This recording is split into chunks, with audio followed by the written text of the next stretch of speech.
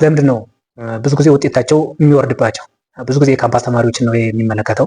በእርግጥ ሌሎቹም ይመለከታቸዋል። ግን እስኪ ስለ ካምፓስ ላይ እናውራና ካምፓስ ላይ ለምንድን ነው ተማሪው ውጤት መስራት የሚያቅተው?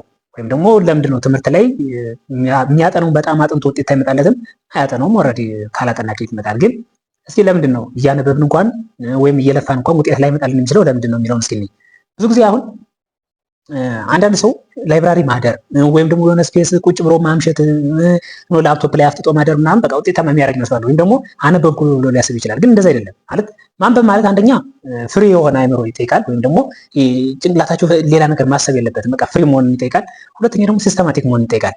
ለምሳሌ አሁን ካምፓስ ውስጥ ያሉ ኮርሶች በጣም ሰፋፊ ሊሆኑ ይችላሉ። ፈተና ቤዝድ ከሆን ወይም ደግሞ ለፈተና ከሆነ የምንፈልገው ሴሌክቲቭ መሆን አለብን ማለት ነው። ይሄንን ብዙ ጊዜ ወደ 4ኛና 5ኛ ዓመት ተማሪ የሚሆኑት ናቸው የሚያውቁት። ብዙ ጊዜ ፍሬሽ ላይ የትኛው ማንበብ እንዳለብን በደንብ አንረዳም። ምክንያቱም ያለው ሁሉ ፈተና የሚመጣ ነው ይመስልና ሴሌክቲቭ መሆን ነው አንደኛው። ሁለተኛ ደግሞ ፕራክቲካል መሆን ነው። ፕራክቲካል መሆን ማለት ብዙ ጊዜ አሁን አሳይመንቶች ይሰጣሉ።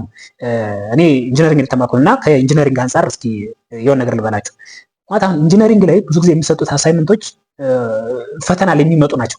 በኋላ ፈተና ላይ መጡ ቀን በጣም ተቀየረ ይባል ቁጥር ቢቀየር ነው። አለበለዚያ ዳይሬክትሊ ሊመጣ ይችላል።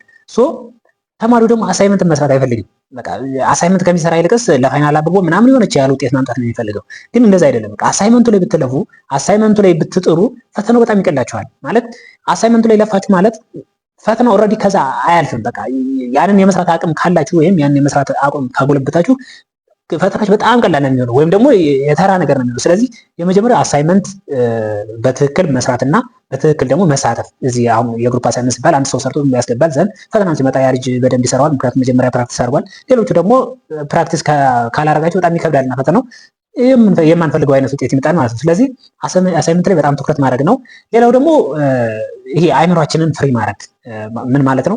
አሁን ብዙ ጊዜ የተለመደው ምንድነው ግቢ ውስጥ ስትሆኑ ብዙዎቹ ካፕል ይሆናሉ እና ማለት የፍቅር ግንኙነት ይኖራቸዋል ማለት ስለነሱ በጣም ያስባሉ ማለት ከትምህርቱ በላይ ስለዛ ትኩረት ይሰጣሉ እና ይሄ በጣም ችግር አለው። ፈተና ላይ፣ ትምህርት ላይ፣ ውጤት ላይ በጣም ችግር አለው። ስለዚህ እሱንም ስሜት ቢሆን ትንሽ ቀነስ ማድረግ ማለት ነው።